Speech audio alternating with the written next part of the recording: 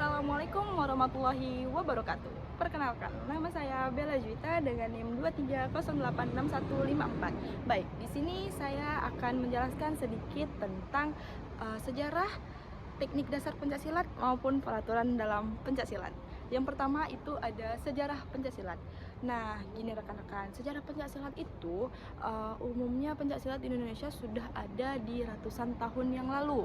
Nah, pada awalnya masyarakat Nusantara menggunakan teknik bela diri ini sebagai bentuk pertahanan diri dari musuh maupun dari binatang buas.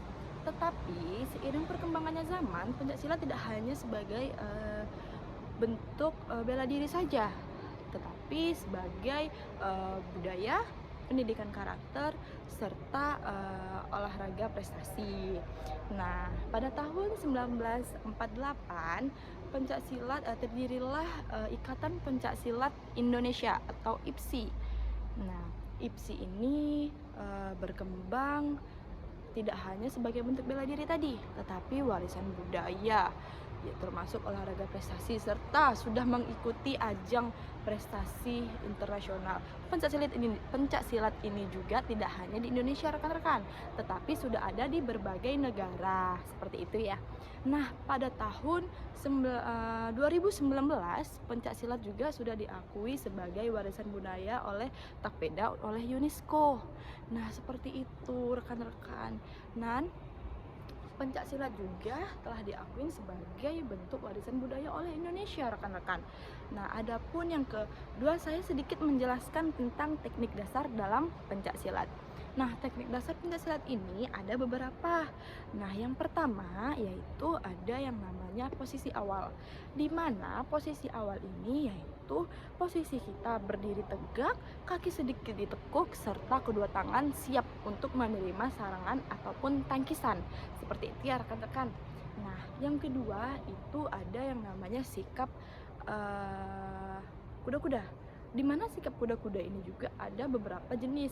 Nah, kuda-kuda ini sendiri yaitu sikap yang pertama sikap tegak, badan seimbang, serta kaki sedikit ditekuk, di mana agar kuda-kuda ini sebagai pondasi kita dalam pencaksilat seperti itu rekan-rekan. Nah, kuda-kuda ini sendiri juga memiliki beberapa jenis rekan-rekan. Adapun kuda-kuda tengah, adapun kuda-kuda samping, adapun kuda-kuda belakang. Nah, adapun kuda-kuda depan seperti itu. Adapun kuda-kuda silang rekan-rekan. Nah, itu sebagai kuda-kuda. Nah, yang ketiga ya. Yang ketiga itu ada tendangan. Tendangan ini menggunakan kaki. Tendangan juga ada beberapa jenisnya rekan-rekan. Gitu. Yang pertama ada tendangan sabit. Tendangan sabit ini tendangan dari samping, yang sasarannya itu di dekat di bawah dada, dan sasarannya itu di bawah dada di perut rekan-rekan. Nah, tendangan sabit ini yaitu dengan posisi kita miring ya rekan-rekan, ataupun tendangan samping.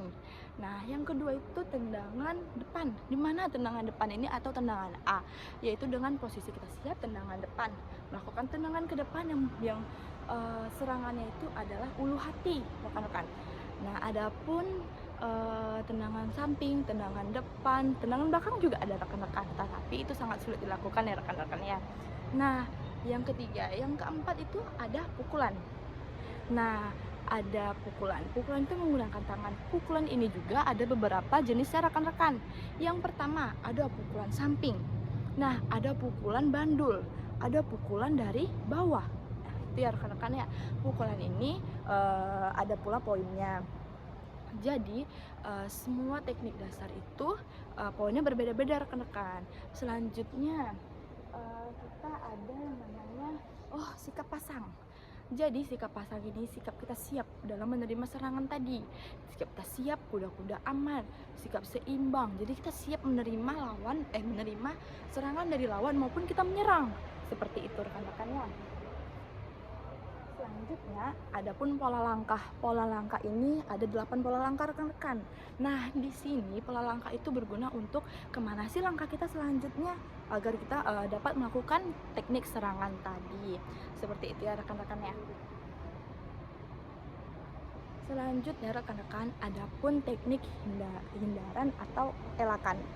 Nah, teknik hindaran itu teknik menghindar atau badan kita berpindah posisi yang berguna untuk menghindari serangan dari lawan atau mengelak dari serangan lawan. Nah, ada pula tangkisan rekan-rekan. Tangkisan ini berguna untuk menangkis serangan dari lawan. Jadi teknik tangkisan ini, lihat, adapun teknik tangkisan kita dapat menangkis. Nah, tangkisan ini juga ada beberapa rekan-rekan. Ada tangkisan bawah, tangkisan samping, tangkisan menghindar juga rekan-rekan, seperti itu. Adapun teknik jatuhan. Nah, jatuhan ini juga ada beberapa tekniknya rekan-rekan. Yang pertama itu ada teknik jatuhan menggunakan bantingan, di mana kita membanting lawan. Yang kedua itu ada yang namanya teknik sapuan, di mana teknik sapuan ini kita menyapu kaki lawan rekan-rekan.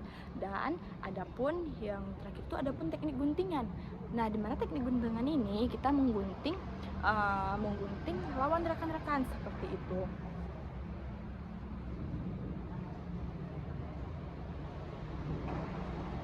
Mungkin itu teknik-teknik dasar dalam pencaksilat rekan-rekan. Selanjutnya saya akan menjelaskan peraturan apa saja sih yang ada di dalam pencaksilat. Oke, jadi peraturan yang ada di dalam pencaksilat itu banyak sekali ya rekan-rekan. Terutama kita peraturan juga banyak sekali, adapun peraturan baru. Nah, peraturan pada umumnya. Jadi peraturan yang pertama itu atlet bertanding di dalam gelanggang, di mana gelanggang itu berbentuk persegi. Nah, di situ nanti ada sudut merah dan sudut biru. Biasanya seperti itu ya rekan-rekan dalam pencaksilat. Selanjutnya pada umumnya atlet 1 versus 1. Jadi seorang atlet satu lawan satu ya rekan-rekan, tidak ada 1 lawan 2. Oke, selanjutnya pada umumnya dalam pencaksilat itu dalam pertandingan ada 3 ronde, di mana satu rondenya itu ada sekitar 2 menit dan 1 menit untuk istirahat, gitu rekan-rekan.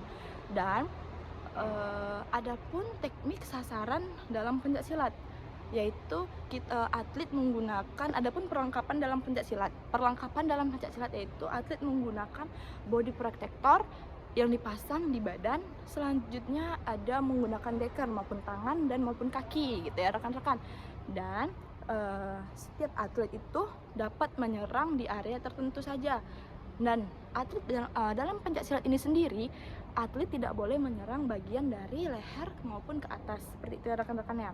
Jadi atlet tidak boleh menyerang bagian leher ke atas ke arah kepala. Selanjutnya atlet tidak boleh menyerang di bagian belakang tulang rusuk itu, ataupun kita menyerang dari belakang di saat lawan sedang menghadap belakang, itu kita tidak boleh menyerang rekan-rekan. Selanjutnya atlet tidak boleh menyerang pada area kemaluan rekan-rekan, seperti itu ya. Dan selanjutnya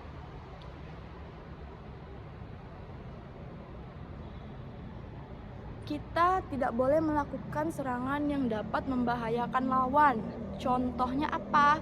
Contohnya kita menuju kepalanya. Selanjutnya kita melakukan atau menggigit lawan, seperti itu tidak boleh ya rekan-rekannya. Dan selanjutnya itu dalam pencaksilat ini juga poinnya ditentukan oleh poin. Jadi kalau kita seorang atlet itu bertanding ditentukan oleh poin ya rekan-rekan. Kita dihitung tendangan, jatuhan, pukulan, itu sendiri berbeda-beda poinnya dalam pencaksilat ya rekan-rekan. Selanjutnya adapun pakaian dalam pencaksilat, yaitu pada umumnya pakaian ipsi itu berwarna hitam, menggunakan sabuk dan menggunakan body protector, gitu ya rekan-rekan. Dan selanjutnya